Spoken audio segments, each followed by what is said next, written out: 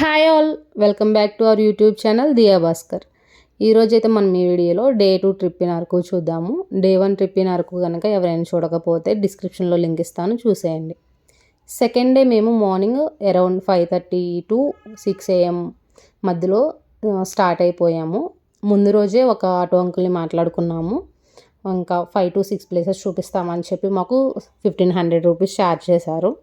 ఇంకా మేము మార్నింగ్ ఆ అంకుల్ పిక్ చేసుకోవడానికి వచ్చినప్పటికల్లా రెడీగా ఉంటే మేము స్టార్ట్ అయిపోయాము జర్నీ. అరకులో హోటల్స్ ఎలా ఉన్నాయంటే, ఈరోజు మనం ఆఫ్టర్ 10 AM ఎప్పుడు చెక్ ఇన్ చేసినా నెక్స్ట్ డే 10 AM వరకే, మనం ఆఫ్టర్నూన్ అయినా ఈవినింగ్ చెక్ ఇన్ చేసినా నెక్స్ట్ డే 10 AM వరకే ఛాన్స్ ఉంటుంది ఉండడానికి. ఆ తర్వాత మళ్ళీ సెకండ్ డే క్యాలిక్యులేట్ అవుతుంది. ఇంకా మేమైతే ముందే చెక్అవుట్ చేసేసాము 6 AMకి. ఒకవేళ హోటల్ వాళ్ళు పర్మిషన్ ఇస్తే 1 hour ఎక్స్ట్రా పర్మిషన్ ఇస్తున్నారు, అంతేగాని ఇంకా ఎక్కువసేపు ఉండడానికి ఛాన్స్ ఉండడం లేదు. 24 hours ఫెసిలిటీలా అయితే అస్సలు లేదు. ఈరోజు మనం ఆఫ్టర్నూన్ 3 PMకి చెక్ ఇన్ చేస్తే నెక్స్ట్ డే 3 PM వరకు ఉండే ఛాన్స్ అయితే అసలే లేదు. ఇంకా మేమైతే మా జర్నీ స్టార్ట్ చేసేసాము. ఇంకా ఇక్కడంతా క్లౌడ్స్ అండ్ కొండలే ఎక్కువ ఉన్నాయి, ఎందుకంటే మేము ఇంకా ఎర్లీ మార్నింగ్ స్టార్ట్ అయిపోయాం కదా. అసలు మొత్తం క్లౌడ్స్తో నిండిపోయింది చుట్టుపక్కలంతా. ఇంకా దూరంగా కొండలు ఉన్నాయి. మేము ఆటో అంకుల్ని ఎక్కడైనా ఆపమని, వ్యూ నచ్చితే చెప్తుంటే అక్కడ ఆపి మాకు ఫొటోస్ తీసుకోవడానికి ఛాన్స్ ఇచ్చారు. ఇంకా మేము అన్నీ చూసుకుంటా మాకు నచ్చిన ప్లేసెస్లో తిరుగుకుంటా వెళ్ళాము. మొత్తం ఇదంతా కూడా మేము వెళ్ళింది ఆటోలో కొండల మధ్యలో ఉన్న దారిలోనే. కిందకైతే లోతుగా ఉంటుంది, చెట్లను చూస్తుంటే కొంచెం భయం వేస్తుంది. ఇక్కడ చాలా హైట్లో ఉన్నాయి, కింద నుంచి పైకి అలా రోడ్డు ఉంది కదా. మళ్ళీ టర్నింగ్స్ దగ్గర అయితే మాకు భయం వేసింది, ఎందుకనంటే ఈ ఆపోజిట్లో వచ్చే వెహికల్ ఎక్కడ మనకి గుద్దేస్తుందేమో ఆటోని అని చెప్పి మేము కొంచెం భయపడ్డాము. అంకుల్ స్లోగానే తీసుకెళ్లారు, అంతా బాగుంది. ఇంకా మేము ఇక్కడ పురాతనమైన చర్చ్ ఒకటి ఉంటే అది చూడడానికి వచ్చేసాము. ఈ చర్చ్ అయితే మనకి బిఫోర్ ఇండిపెండెన్స్ బిల్డ్ చేశారు, ఐ థింక్ బ్రిటిషర్స్ బిల్డ్ చేశారు అని చెప్పారు. ఈ చర్చ్ 1943 అరౌండ్ ఆ టైమింగ్స్లో బిల్డ్ చేశారంట. ఇది సాటర్డే సండే ఓపెనింగ్ ఉంటుంది, చర్చ్ ఓపెన్ చేసి ఉంటుంది అని చెప్పారు. ఇంకా నార్మల్గా డేస్లో అయితే ఓపెన్ లేదు. ఇక్కడ నుంచి కూడా వ్యూ పాయింట్స్ బాగున్నాయి. ఇక్కడ పెద్ద చెట్లు ఉన్నాయి, కొండ అయితే ఎదరిది బాగా గ్రీనరీగా ఉంది. ఇంకా మేము ఇక్కడ కొన్ని ఫొటోస్ తీసుకొని వచ్చేసాము సెకండ్ పాయింట్కి. ఈ సెకండ్ పాయింట్ అయితే అసలు ఎక్సలెంట్గా ఉంది, గాలికొండ వ్యూ పాయింట్. ఇక్కడ అన్నీ ఒక కొండ వెనక మళ్ళీ ఒక కొండ ఉండి, ఇంకా చూడడానికి ఏంటంటే మనం డ్రాయింగ్స్ వేస్తాం కదా చిన్నప్పుడు, కొండ వెనక మళ్ళీ కొండలాగా, అలా ఒకదాని వెనక మళ్ళీ ఒకటి చాలా కొండలు ఉండి ఒకే పాయింట్ దగ్గర చూస్తున్నట్టు ఎంత బాగుందంటే చాలా చాలా బాగుంది. ఈ వ్యూ పాయింట్ చూడడం మాకు చాలా బెస్ట్ ఎక్స్పీరియన్స్. ఇంకేంటంటే మేము ఎర్లీ మార్నింగ్ స్టార్ట్ అయిపోయాం కాబట్టి మొత్తం మళ్ళీ క్లౌడ్స్తో ఉండడం వల్ల అయితే చాలా బాగుంది. ఇంకా మీరు కూడా చూస్తున్నారు కదా ఎలా ఉందో. ఇంకా ఈ వ్యూ పాయింట్ దగ్గర కూడా చిన్న చిన్న వీడియోస్ అండ్ ఫొటోస్ తీసుకొని మేమైతే నెక్స్ట్ ప్లేస్కి వెళ్ళిపోయాము. ఇంకా నెక్స్ట్ ప్లేస్ ఏంటంటే కాఫీ తోటలు. ఇక్కడ కాఫీ తోటలు ఎదురుగా మనకి కాఫీ ప్రిపేర్ చేసి ఇస్తున్నారు. అక్కడైతే మేము కాఫీ ట్రై చేసాము, బాగుంది. ఇక్కడ అన్ని మసాలాస్ కూడా ఉన్నాయి, మనకు నచ్చినవి మనకు కావాలి అనుకుంటే కనుక చెట్ల నుంచి పండించినవి మనకి డైరెక్ట్గా ఇక్కడ అమ్ముతున్నారు, తీసుకోవచ్చు. కాఫీ తోటలలో ఇక్కడ మనకి మిరియాల చెట్లు ఉన్నాయి, హైట్గా చాలా హైట్ ఉన్నాయి. అవి ఎలా కోస్తారా అని ఆలోచించాము, అంటే ఇంకా పెద్ద నిచ్చెన వేసుకొని కోస్తారు అని తెలిసింది పైకి. ఇక్కడ ఈ కాఫీ ప్లాంట్స్కి కాఫీ బీన్స్ ఎక్కువగా లేవు, ఇంకా చిన్న చిన్నగా ఉన్నాయి, అవి కూడా పచ్చగా ఉన్నాయి. ఇక్కడ కూడా మేము ఫొటోస్ దిగేసి ఇంకా నెక్స్ట్ పాయింట్కి స్టార్ట్ అయిపోయాము. నెక్స్ట్ పాయింట్ ఏంటంటే అనంతగిరి వాటర్ ఫాల్స్. ఇక్కడైతే ఎక్కడ చూసినా మనకి ఎక్కువ వ్యూ పాయింట్ లాగా మొత్తం గ్రీనరీతో అండ్ కొండలతో ఇలా క్లౌడ్స్తో నిండుకునే ఉంది. ఇక్కడ మనకి పైనుంచి కిందకి స్టెప్స్ ఉంటాయి దిగడానికి, చాలా అంటే ఇబ్బందిగా అనిపించింది ఆ స్టెప్స్ దిగడం ఎక్కడైతే మాకు. ఇక్కడ ఇంకా ఈ వ్యూ పాయింట్ చూసేసేసి మేము కిందకి వెళ్ళాము. ఇక్కడ చూడొచ్చు మీరు వాటర్ ఫాల్స్. ఈ వాటర్ ఫాల్స్ ఏంటంటే నార్మల్గా అక్కడ పొలాల నుంచి అలా వచ్చాయి, కొంచెం మాకు స్మెల్ వచ్చినట్టు అనిపించింది.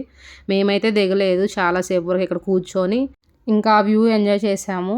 ఇంకా దారిలోనే అనంతగిరి వాటర్ ఫాల్స్ రాకముందు టిఫిన్ చేసేసాము మేము. ఇంకా చాలాసేపు వరకు ఇక్కడ కూర్చున్నాము, అప్పుడే ఎండ వస్తుంది. కాసేపు కూర్చొని ఇంకా పైకి వచ్చేసాము. ఇంకా నెక్స్ట్ మేమైతే ఇక్కడ ఫొటోస్ అండ్ వీడియోస్ కూడా చిన్న చిన్నవి తీసుకున్నాము. డ్రెస్ చేంజింగ్ రూమ్స్లో ఉన్నాయి, కానీ మేము వెళ్ళినప్పుడు బాగాలేదు అక్కడ.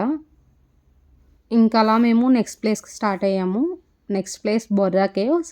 ఇక్కడైతే అసలు మేము ఎక్కడ చూడని విజిటర్స్ని ఎక్కువ మందిని చూసాము. చాలామంది విజిటర్స్ బొర్రా కేవ్స్కి వచ్చారు. మేము వెళ్ళిన ప్లేసెస్ అన్నిటిలో ఇక్కడికి చాలామంది విజిటర్స్ వచ్చినట్టయితే మాకు అనిపించింది. ఇంకా ఎంట్రీ అయిపోయాము, లోపలికి వచ్చేసాము బొర్రా కేవ్స్లో. ఇక్కడ స్పెషాలిటీ ఏంటంటే ఆ కేవ్స్ అనేవి వాటంతట అవే ఏర్పడ్డాయి అని చెప్పి అయితే మాకు చెప్పారు. అంటే అవి వాటర్ ఫ్లో వల్ల రాయి కరిగి కరిగి కరిగి కొన్ని షేప్స్లో అయితే వచ్చింది. ఇదైతే కిందకి దిగాలి, మెట్లు అయితే అరిగిపోయాయి, అసలు జారిపోతామేమో అనిపించింది దిగేటప్పుడు. బొర్రా కేవ్స్ ఎంట్రీ టికెట్ వచ్చేసి పర్ హెడ్ 80 రూపీస్ ఛార్జ్ చేశారు. బొర్రా కేవ్స్లో ఏంటంటే మనకి డిస్కో లైటింగ్స్లా లైట్స్ అరేంజ్ చేశారు. అవి డిఫరెంట్ కలర్ ఆఫ్ లైట్స్ చూపిస్తున్నాయి. ఆ లైట్స్ వల్ల మనకి ఈ రాళ్ళ మీద పడి ఆ షేడ్కి మనకి ఒక్కొక్క ఆకారంలాగా కనిపిస్తుంది, అక్కడ షేప్స్ లాగా. ఆ ఎఫెక్ట్స్కి మనకు అలా కనిపిస్తూ ఉన్నాయి. ఒక్కొక్కటి ఒక్కొక్క షేప్లో అలా అనిపించాయి మాకు. అబ్జర్వ్ చేస్తే తెలుస్తుంది, ఇంకా నార్మల్గా చూస్తే ఏం అర్థం కావడం లేదు, కేవ్స్లానే ఉంది. ఇంకా ఆ రాళ్ళని చూస్తూ ఆ కొండని అలా ఎలా ఉందని చెప్పి చూస్తూ ఉంటే మనకి ఏ షేప్స్లో ఎక్కడ ఏమేమి ఉన్నాయని చెప్పి అర్థమైంది. మాకైతే చిన్న గొర్రెల్లాగా కనిపించాయి, ఇంకా ముసలిలాగా, ఇంకా స్కల్ లాగా అలా కనిపించాయి. ఇక్కడైతే మీరు చూడొచ్చు ఆ గొర్రెల్లాగా అన్ని గ్రూప్ ఆఫ్ గొర్రెల్లాగా అలా అనిపించింది. ఇంకా అక్కడ ఎవరో ముసలి తాత కూర్చున్నట్టు అలా స్కల్ లాగా అనిపిస్తుంది. ఇంకా లైటింగ్స్కి మొత్తం చూడడానికి క్లియర్గా ఉంది.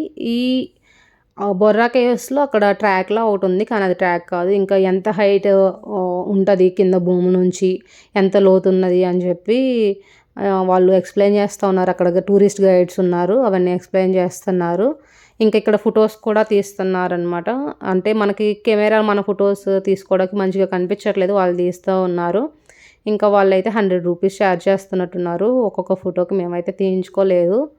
ఇంకా మంకీస్ ఎక్కువ ఉన్నాయి ఇక్కడ బొర్రా కేవ్స్ దగ్గర. వాటర్ బాటిల్ అయితే కంపల్సరీగా క్యారీ చేయండి. ఇంకా ఆఫ్టర్నూన్ అయిపోయేసరికి మేము బొర్రా కేవ్స్ బయట ఉన్న స్టాల్స్ దగ్గర అయితే ఇంకా లంచ్ చేసేసాము. Bamboo chicken biryani and bamboo chicken తీసుకున్నాము. 2 ట్రై చేసాము, టేస్ట్ అయితే నచ్చింది మాకు. ఈ 2 కాస్ట్ వచ్చేసి అరౌండ్ 700 పడింది. బొర్రా కేవ్స్ బయట జిప్ లైన్ మేము వెళ్ళినప్పుడు అవైలబుల్గా లేదు, ఇంకా అది క్లోజ్డ్లో ఉన్నసరికి మేము ఇంకా ట్రై చేయలేదు. ఇంకా చిన్నగా షాపింగ్ చేసి ఇక్కడ మేమైతే ఈవినింగ్ ట్రైన్కి వైజాగ్ స్టార్ట్ అయిపోయాము. వైజాగ్ ట్రైన్ 3:45 ఉందని చెప్పారు బొర్రా కేవ్స్ దగ్గర, కానీ అది 5:30కి వచ్చింది. మేము వెళ్ళేసరికి నైట్ అరౌండ్ 10 అయిపోయింది. బొర్రా కేవ్స్ నుంచి మేము వైజాగ్ జనరల్ ట్రైన్లో వచ్చాము. 25 రూపీస్ ఛార్జ్ పడింది పర్ పర్సన్. ఇంకా వచ్చాక హోటల్లో చెక్ఇన్ చేసి వెంటనే నైట్ బీచ్ వ్యూ చూడడానికి వెళ్ళాము. అసలైతే ఎక్సలెంట్గా అనిపించింది. ఆ అలలను చూస్తుంటే భలే ఉంది అసలు నైట్. ఇక్కడ మాకైతే మూన్ అండ్ బీచ్ వ్యూ చాలా బాగా నచ్చింది. ఇంకా నెక్స్ట్ వీడియోలో అయితే మేము ఎక్కడ స్టే చేసాము, నెక్స్ట్ డే ఏ ప్లేసెస్ విజిట్ చేసాము వైజాగ్లో అనేది పెడతాను, చూడండి. లైక్ చేసి సబ్స్క్రైబ్ చేసుకోండి, కామెంట్ చేయడం మాత్రం మర్చిపోకండి. Stay tune to our channel. Bye bye.